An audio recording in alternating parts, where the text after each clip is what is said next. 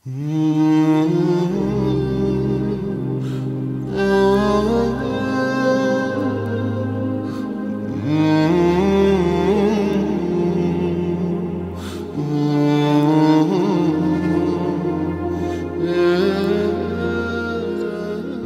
اعلیٰ جہان تشیع حضرت آیت اللہ العظمیٰ سید صادق حسینی شیرازی دامہ ظلہ فرماتے ہیں،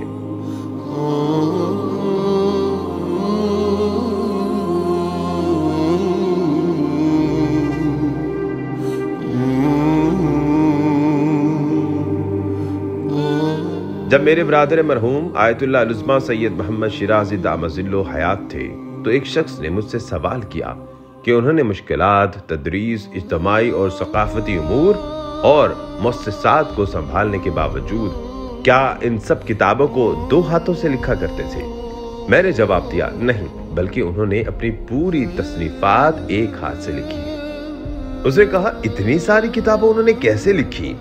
میں نے کہا کہ انہوں نے چند منٹ کی فرصت بھی کبھی ہاتھ سے جانے نہیں دی۔ ہاں، حقیقت یہی تھی کہ انہوں نے کم فرصتوں کو، حتیٰ کہ اہل بیت علیہ السلام کی مجالس میں بھی غفلت نہیں کیا کرتے تھے، بلکہ مجلس کے خطیب کی گفتگو اور جس موضوع پر گفتگو کر رہے ہوتے تھے آپ اس سے بھی استفادہ کرتے تھے۔ موضوع کو ایک صفحے پر لکھتے اور مستقبل میں اس سے استفادہ کرتے اور اس کے متعلق مطالب تحریر کرتے تھے۔